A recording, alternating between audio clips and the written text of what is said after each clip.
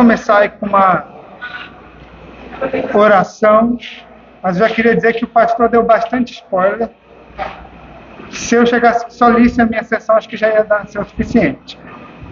Mas vamos fazer uma oração e a gente começa o nosso estudo. Vou só esperar o pessoal terminar de sentar aí para não... Bom, enquanto isso eu vou ler a sessão, então, tá?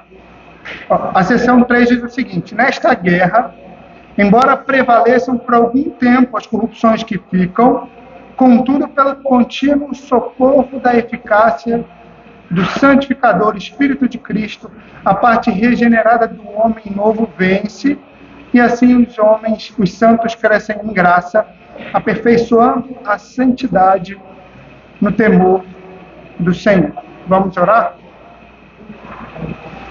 Santo Deus, nós te agradecemos, ó Pai, pelo privilégio que temos de estarmos, ó Pai, juntos ao redor da cruz, ao redor da Tua Palavra, crendo que o Teu Espírito se faz presente e move nos nossos corações à medida em que gozamos da exposição da Tua verdade, Senhor. Pedimos que o Senhor nos acompanhe agora também, nesse momento de aula, e as crianças, os nossos irmãos que estão no catecúmenos, ó Pai, esteja com eles também, possamos aprender a Te amar cada vez mais e a viver uma vida de santidade. É isso que pedimos a Ti no nome de Jesus. Amém. Então, meus irmãos, nessa sessão, por mais que ela inicie falando sobre a guerra que há interior, né, do homem, do espírito contra a carne, isso já foi tratado nas sessões anteriores. De certa forma, eu vou entrar nisso, mas não vou me aprofundar nessa parte. Tá? Então, eu vou ficar mais com a segunda parte, pelo contínuo socorro em diante, né, da eficácia do santificador do Espírito de Cristo. Daí em diante é o que eu vou trabalhar, justamente para não ficar muito repetitivo. Tá? Então, as Escrituras dizem que as verdades do Evangelho elas são concebidas espiritualmente. Isso é verdade. Né? Mas alguns pontos dessa verdade, elas são perceptíveis até para o homem não regenerado.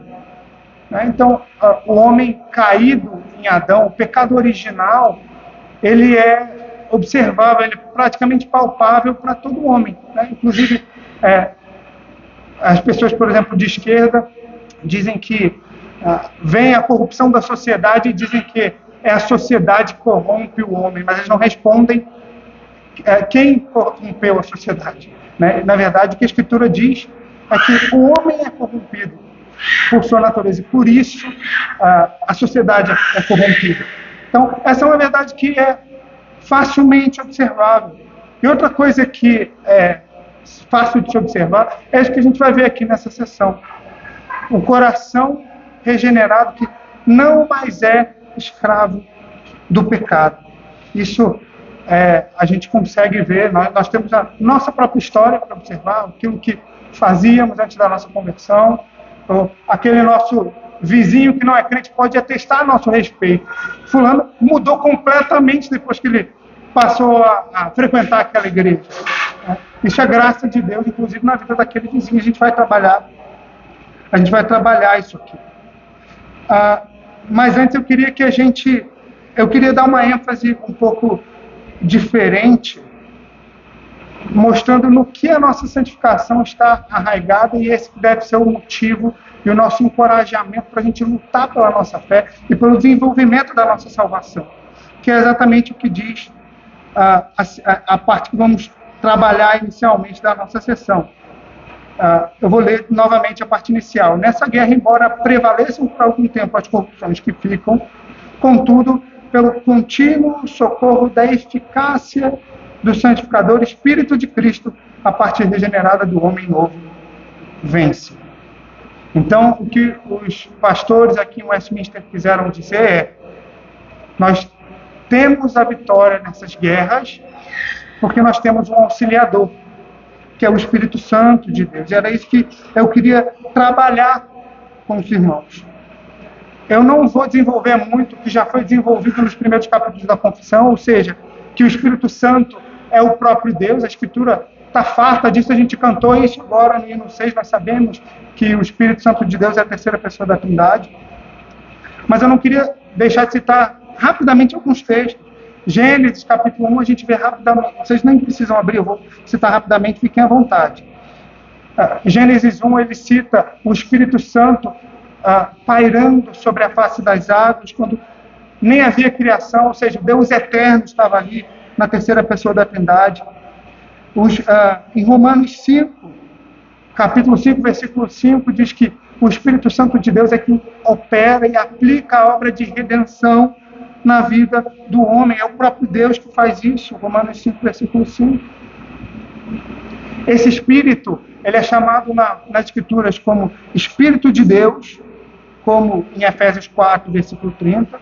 E em outro lugar, Romanos 8, 9, ele é chamado de Espírito de Cristo, mostrando a unidade da Trindade, Deus Pai, Deus Filho, Deus Espírito Santo. Em Gálatas 5, 22 e 23,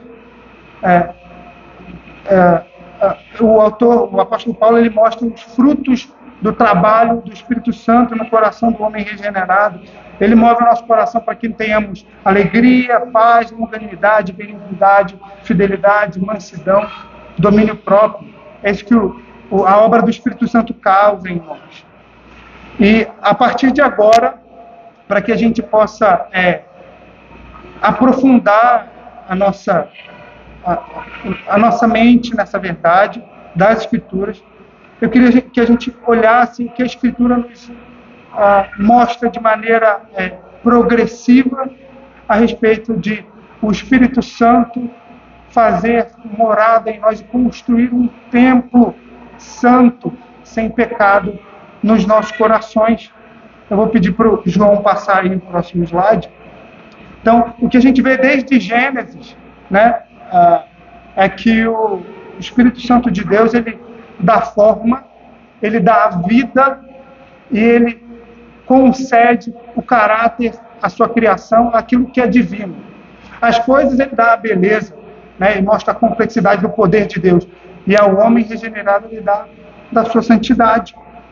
E é isso que a gente vai trabalhar. Então, a princípio, eu queria que a gente visse que o primeiro templo que foi construído pelo Espírito Santo de Deus foi o Jardim do Éden. Quando eu falo de templo, de santuário, eu quero que vocês entendam que é o lugar onde Deus pode habitar com o homem. E nesse contexto de Gênesis, antes da queda, isso era perfeitamente possível. A gente vê lá Moisés falando que na viração do dia, Deus caminhava pelo jardim.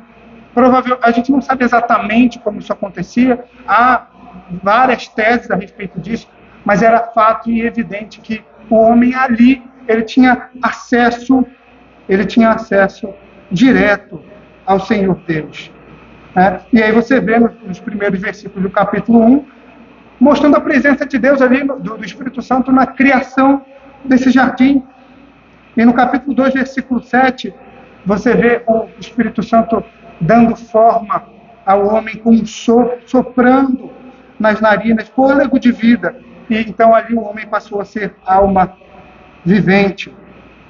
E eu queria que a gente visse rapidamente um aspecto que é citado nesse Jardim do Éden, que mostra que Deus estava presente aqui. E até para que a gente mantenha esse padrão e entenda aonde eu quero chegar lá na frente, o que o autor quer dizer com isso. Então, Ezequiel 28, 13, eu vou dar tempo para os irmãos abrirem, ele cita umas pedras. E a gente vai ler esse texto. Eu quero que a gente veja outros dois textos do que eles significam, dentre outras coisas.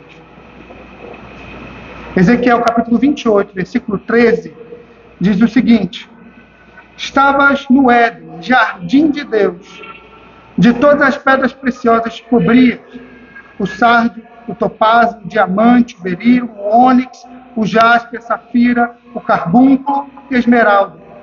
De ouro se te fizeram os engastes e ornamentos, no dia em que foste criado, foram deles preparados. Essas pedras aqui que estão presentes no Gênesis, você tem outra referência disso lá no jardim, você vê a mesma citação sendo feita em Êxodo 28, versículo 17, quando Moisés está falando a respeito da vestimenta do sacerdote. Ele cita essas 12 pedras. Essas 12 pedras apontavam para o que? O próprio autor diz. Apontavam para as 12 tribos de Israel. O que essas 12 tribos representam? Elas representam o povo de Deus. Ou seja, o sacerdote precisava se vestir de algo para representar. Ele representava Cristo e carregando as 12 tribos, carregando o seu povo, adentrava na presença de Deus. E é interessante que essas mesmas pedras são citadas em Apocalipse 21, versículos 18 e 19. Ele fala da estrutura da Nova Jerusalém.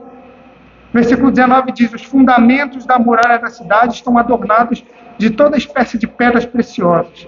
O primeiro é jaspe, o segundo safira, calcedônia, esmeralda, sardônio, o sétimo crisólito, o oitavo berilo, topázio, jacinto e o duodécimo amestita. O que a gente está querendo ver aqui, a conclusão que a gente tira é o que a Escritura quer exatamente mostrar. Que onde estão as pedras do povo de Deus, ali está a pedra angular. É o que a gente viu no jardim, é o que a gente vê e que o sacerdócio, a obra do sacerdote quer mostrar para a gente, e é o que a gente vai ver na eternidade, na Nova Jerusalém. Deus no meio do seu povo. E é o Espírito Santo que prepara esse templo. A segunda maneira, o segundo templo revelado na Escritura foi o deserto.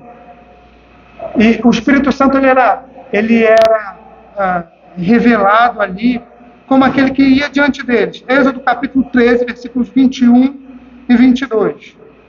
Abram aí.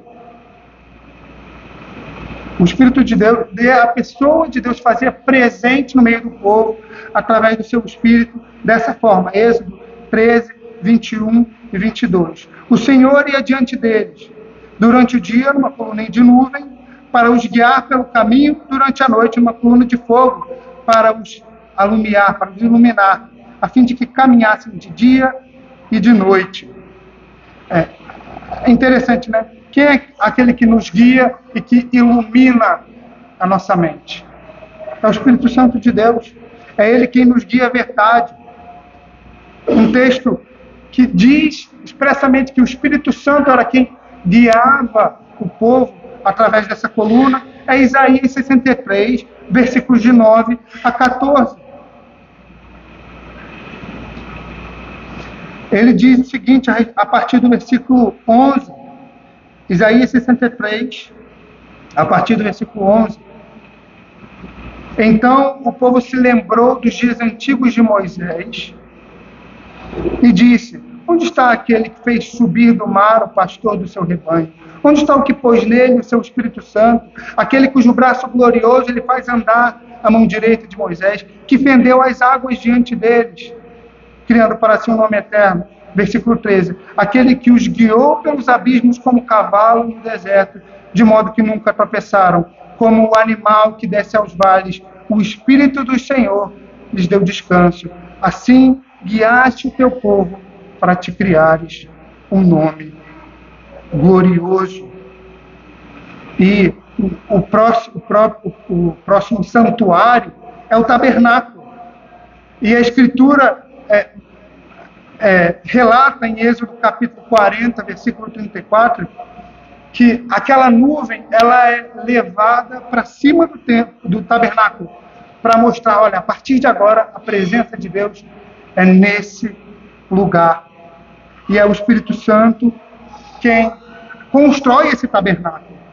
Olha o que diz Êxodo capítulo 31, versículos de 1 a 3.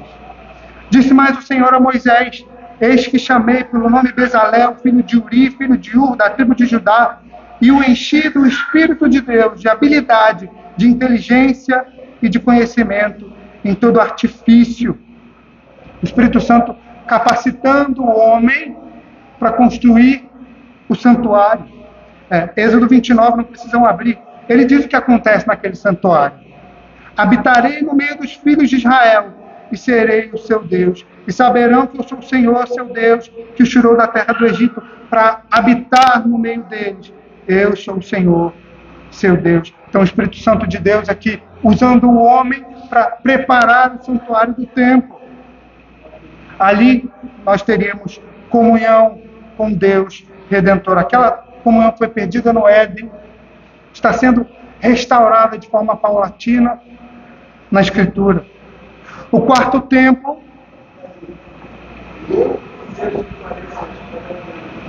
Êxodo 40.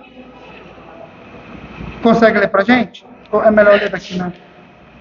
Então, aqui tem 34. a Deus da congregação e a glória do Senhor encheu o tabernáculo. Ele citou o texto de Êxodo 40, 34, que mostra que o Espírito Santo, através daquela nuvem, estava ali no tabernáculo e encheu a glória. E aquele lugar se encheu da glória de Deus. Obrigado. O quarto templo é o templo de Salomão. Ali, para o interior daquele templo, foi trazida a Arca da Aliança. Aquilo representava, a gente sabe, representava a presença de Deus.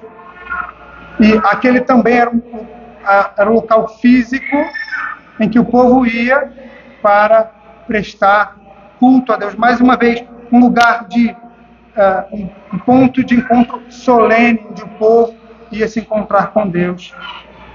O padrão é o mesmo, é o Espírito Santo de Deus que constrói.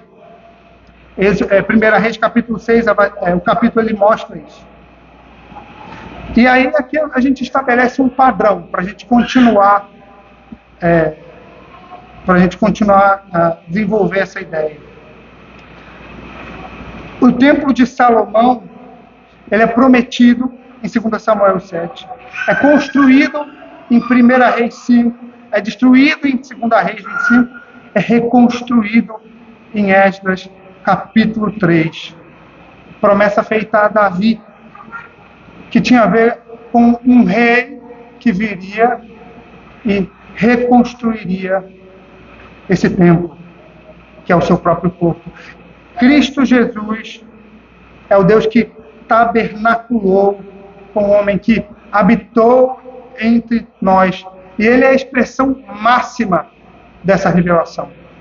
Tudo a respeito do que está sendo falado aqui é para chegar nesse momento aqui e para o que vai ser, como o nosso pastor falou, para o que só aponta na eternidade. Porque Cristo veio para cumprir a sua obra, mas as consequências dessa obra elas são eternas.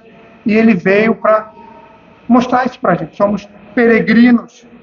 E essa vinda do Deus que tabernaculou conosco era necessário. Então Deus, ele era a expressão, Cristo ele era a expressão exata do ser de Deus. O próprio Jesus disse: quem vê a mim, vê ao Pai. E Cristo, pela sua obra, ele veio tornar possível que o homem pudesse habitar com Deus. E aí sim o Espírito Santo ele aplica essa obra de Cristo nos nossos corações. Olha que Mateus capítulo 1, versículo 20 diz, e aí mostrando mais uma vez que foi o Espírito Santo de Deus quem formou o corpo de Cristo no ventre de Maria. Mateus 1, versículo 20. Enquanto ponderava nestas coisas, eis que lhe apareceu em sonho um anjo do Senhor, dizendo: José, filho de Davi, não temas receber Maria, tua mulher, porque o que nela foi gerado é do Espírito Santo. Então, pelo Espírito Santo de Deus, o homem ganha forma humana. E naquela época, quando o cânon do Antigo Testamento termina, os leitores daquela história tinham sido levados a se perguntar se o templo, quando o templo é destruído, se a presença de Deus não mais estaria no meio do povo. Mas o que Cristo representa, o que a sua obra permite, é a perpetuidade dessa habitação do homem com o Senhor Deus. E Cristo Jesus, ele mesmo, diz que ele servirá de santuário para o povo. Lá em Ezequiel capítulo 11, versículo 16, diz o seguinte: portanto, diz assim diz o Senhor Deus, ainda que os lancei para longe entre as nações, e ainda que espalhei pelas terras, todavia lhes servirei de santuário por um pouco de tempo nas terras para onde foram. Então, Cristo aqui prometendo ser o nosso templo. Em João 1, versículo 14, desculpe, meus irmãos, vou ter que correr, porque eu não quero ultrapassar o nosso tempo, tá? Então, João, capítulo 1, versículo 14, diz que o templo de Deus nessa terra é a encarnação de Cristo. João 1,14 diz que o Verbo se fez carne e habitou entre nós, e vimos a sua glória, a glória como do Filho do Pai, cheio de graça e de verdade. Então, o santuário no meio dos homens faz com que seja possível o plano de redenção. Mas não demoraria muito, por desígnio divino, que Cristo habitasse entre nós. Esse templo precisava ser destruído. É o que diz João capítulo 2, versículo 21. Destruí este templo e em 3 dias o levantarei. Mas ele estava falando do templo do seu corpo. Então, Cristo vai aos céus, com a sua obra findada, morre, ressurge dos mortos e é visto por uma multidão subindo aos céus. Mas o que ele diz antes, em João 14, 16, eu rogarei ao Pai, e ele vos dará outro Consolador, a fim de que esteja sempre convosco, o Espírito da verdade, que o mundo não pode receber, porque não o vê, nem o conhece. Então, o 6º templo do Espírito Santo nessa terra é o homem regenerado. O homem regenerado, ele é a habitação do Espírito Santo de Deus. Eu vou citar aqui um texto, eu tenho outras referências ali. 1 Coríntios 3, 16. Não sabeis que sois santuário de Deus e que o Espírito habita em vós? No versículo 17 diz que esse santuário é sagrado. Percebem a necessidade de santidade na vida do homem, do crente? Se ele não é um homem santo, logo, o Espírito Santo não age no coração dele, o Espírito Santo não habita no coração dele. Então, meus irmãos, nós vimos o Espírito Santo construindo o jardim do Éden, o deserto, o tabernáculo, o templo, formando a Cristo, dando forma humana à divindade e habitando no coração do homem. O que a gente pode resumir disso? É que o trabalho do Espírito Santo é criar e sustentar um santuário onde Deus possa habitar com o homem. Mas o que isso tem a ver com a nossa santificação? Que é o ponto da nossa sessão aqui. A obra do Espírito Santo, ela não nos exime das nossas boas obras, mas elas servem de certeza de que o Espírito habita em nosso coração.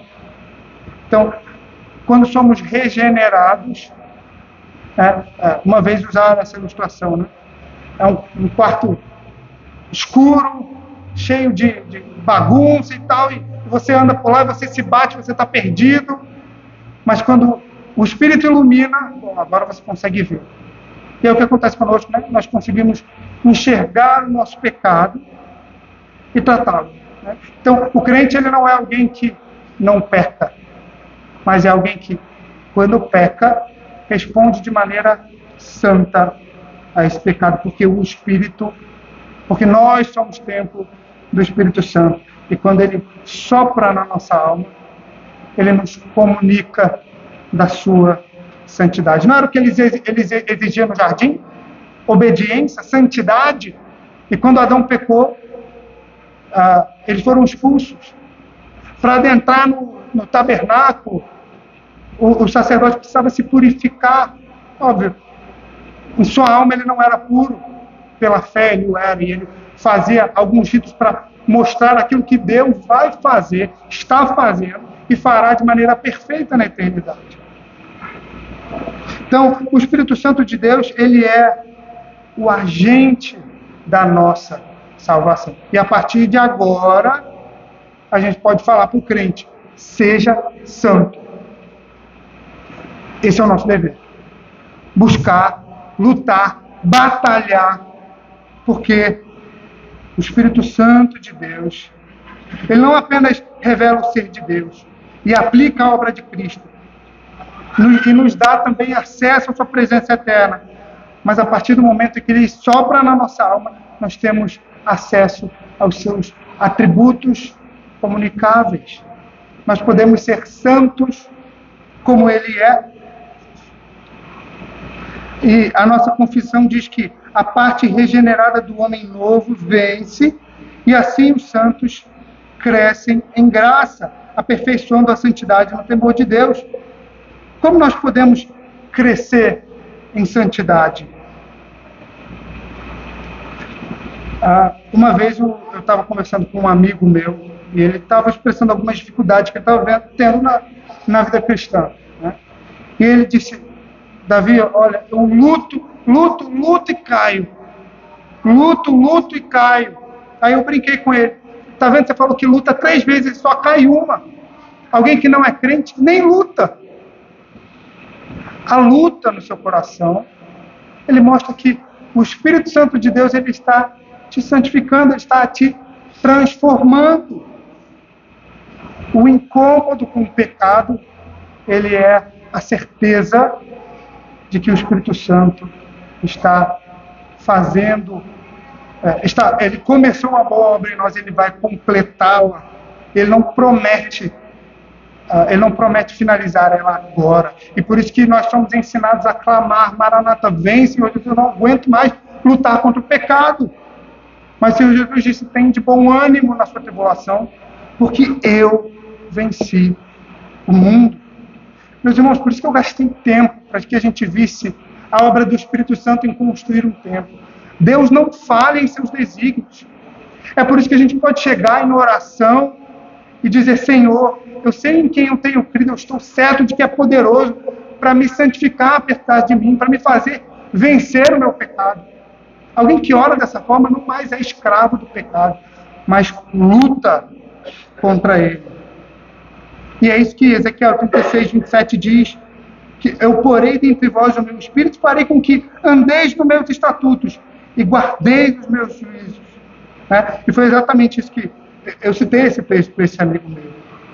E eu citei outro texto para ele, eu disse que Tiago, capítulo 4, versículo 7, diz que se você resistir ao diabo, ele fugirá de você. Como isso é possível? O Senhor promete para a gente, em 1 Coríntios 10, 13, que ele é fiel e não permitirá que sejais tentados além das vossas forças.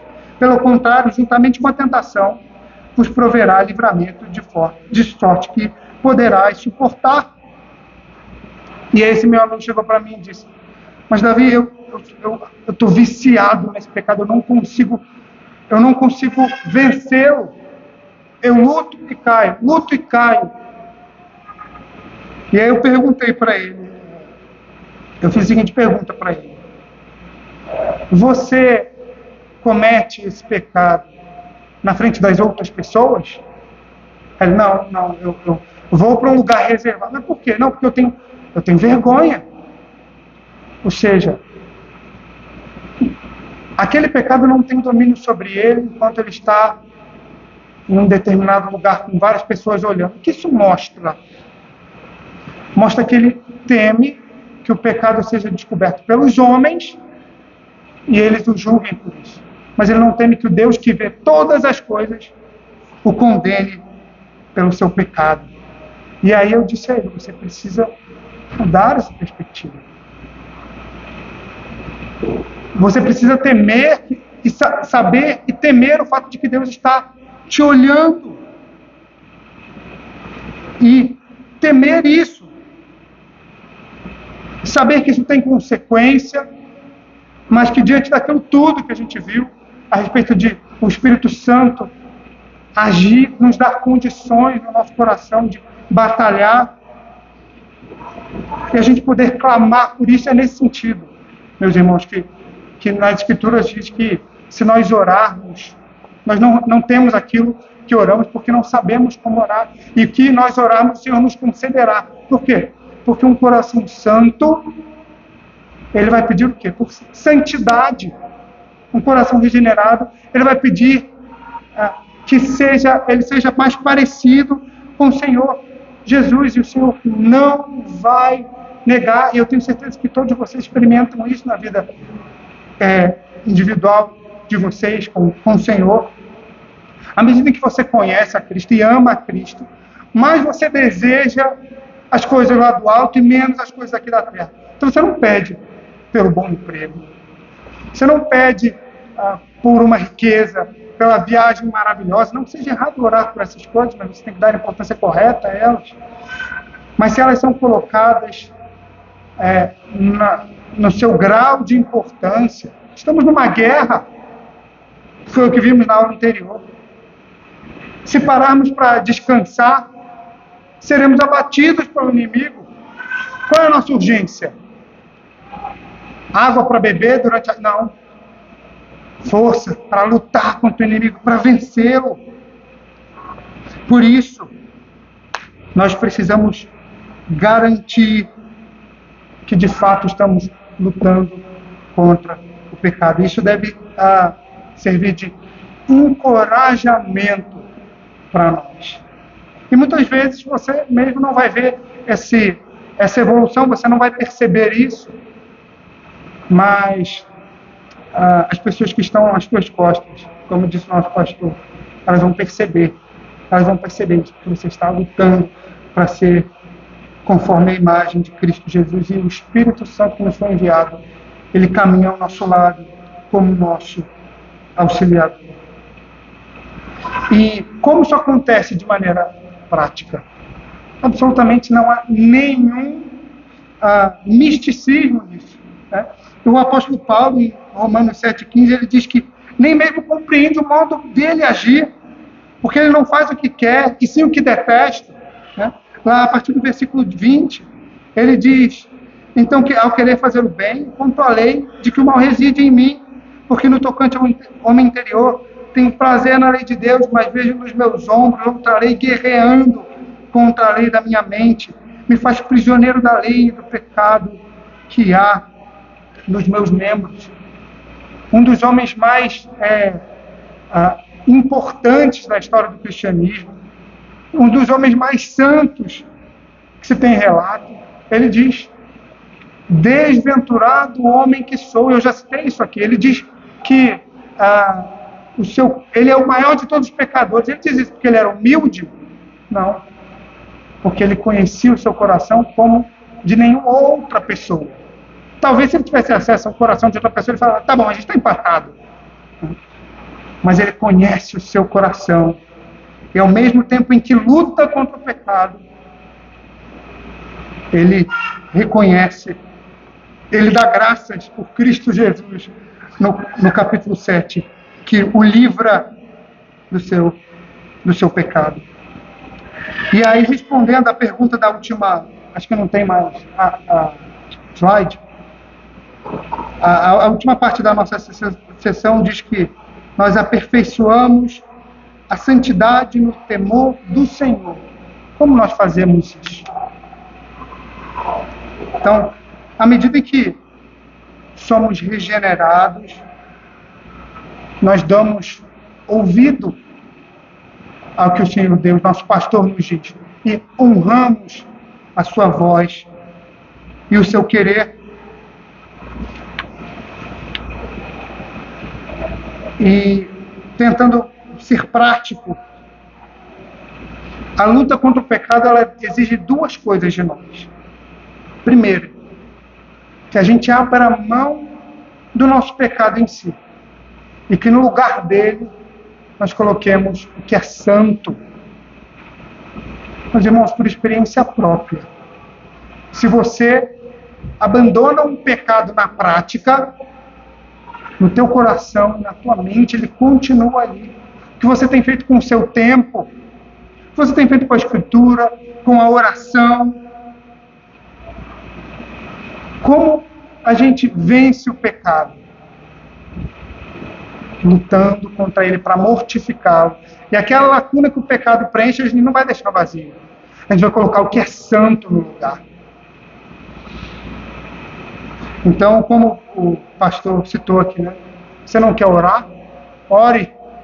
Você não quer ouvir a pregação da palavra? Separe um tempo, leia, medite.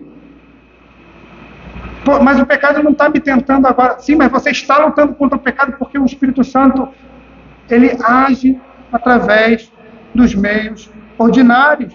A pergunta 85 do Breve Catecismo de Westminster diz: que exige Deus de nós para que possamos escapar à sua ira e maldição em que temos incorrido pelo pecado? Aí ele responde: Deus exige de nós fé em Cristo Jesus e arrependimento para a vida, com o uso diligente de todos os meios exteriores pelos quais Cristo comunica as bênçãos da redenção. Olha essa expressão.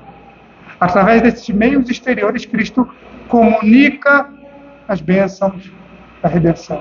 Então, o Espírito Santo trabalha no nosso coração para que a gente dê aqueles frutos que a gente leu em Gálatas, para que tenhamos domínio próprio, para que o pecado não seja mais escravo sobre nós. E certamente, se a sua vida está um fracasso espiritualmente, eu tenho certeza, porque eu vivi isso, que você não gasta tempo com o Senhor em oração, em meditação da palavra, em leitura da palavra. Abrakel, um teólogo do século XVII, ele diz o seguinte: o peixe busca pela água, os pássaros pelo ar e os outros animais por terra seca. Assim que uma semente germina, a planta não vai descansar até que atinja seu tamanho e altura adequados. Assim que um ser humano vem ao mundo, ele busca por comida para que possa crescer. Essa é uma verdade também quanto à vida em Cristo para um recém-nascido do alto. Ele não vai descansar enquanto ele não se parecer mais com Cristo do que consigo mesmo. Muitas vezes a gente não vai perceber, mas desfrutar desses momentos, a gente vai ter prazer na lei de Deus, a gente vai ter prazer na oração. E essas coisas, à medida que vão nos nutrindo, aquele fardo fica menos leve. Porque Cristo leva aquele peso de nós. Eu estou acabando, meus irmãos. Então eu queria citar apenas a igreja dos apóstolos em Atos 2, dizendo como eles perseveravam na doutrina, na comunhão, no partir do pão, nas orações. É assim que a gente vai perseverar, pelo meio de graça, louvando a Deus, contando com a simpatia de todo o povo. Enquanto isso, o Espírito Santo acrescenta dia a dia os que vão sendo regenerados. O Espírito Santo faz morada em nós para que sejamos seus imitadores. Ele diz em Filipenses 2, versículos 2 e 13: desenvolvei a vossa salvação com temor e tremor. E é naquela perspectiva da primeira parte do estudo que a gente tem que entender esse mandamento. Que boa notícia que é o Espírito Santo que nos capacita, porque senão estaríamos perdidos. No Salmo 92, 13 diz que plantados na casa do Senhor florescerão nos atos do nosso Deus. Se você negligencia o culto, o dia do Senhor, sua vida com Cristo vai ser fracassada. O Espírito Santo, ele nos promete auxílio, amparo. Então, meus irmãos, para finalizar, nós certamente temos motivos para temer por nós. Mas a gente deve buscar não dar ouvidos ao que a nossa consciência diz, ao que o nosso coração diz quando somos acusados por Satanás. O Espírito Santo nos é dado para que a gente batalhe. E eu espero que, à medida em que você ora na luta contra o seu pecado, você ora com fé. Eu tenho dificuldade de vencer determinado pecado, mas um Deus que não falha, que é poderoso, Ele vai me dar a vitória em Cristo Jesus. Ele vai me dar aquilo que eu preciso para ver a Cristo. Santidade. E Ele promete, Apocalipse 21, capítulos de 1 a 3, é dito que no novo céu e na nova terra não precisará mais de um santuário, porque o Cordeiro habitará conosco. Capítulo 1, Apocalipse 21. Vi no novo céu e nova terra, pois o primeiro céu e a primeira terra passaram, e o mar já não existe. Vi também a cidade santa, Nova Jerusalém, que descia do céu, da parte de Deus, ataviada como noiva, adornada, santa, para seu esposo. Então ouvi grande voz vinda do trono, dizendo: eis o tabernáculo de Deus com os homens. Deus habitará com eles. Eles serão povo de Deus, e Deus mesmo estará com eles. Não precisaremos mais de intermediações, não precisaremos mais de orar a Deus em espírito, porque o Espírito Santo de Deus está preparando aqui nessa terra, em nossos corações e na eternidade, morada para que habitemos perfeitamente com Cristo Jesus. Tendo, pois, ó amados, tais promessas, purifiquemo-nos de toda impureza, tanto da carne como do espírito, aperfeiçoando a nossa santidade no temor de Deus, é o que dizem as Escrituras. Vamos orar? Senhor, nós te agradecemos, ó Pai, porque o Senhor não nos deixa a nossa própria sorte. O Senhor nos dá o teu Espírito e meios para que possamos trabalhar e ter a certeza de que tu estás conosco. Ajuda-nos, ó Pai, a nós que estamos atribulados com o nosso pecado, a não esmorecer.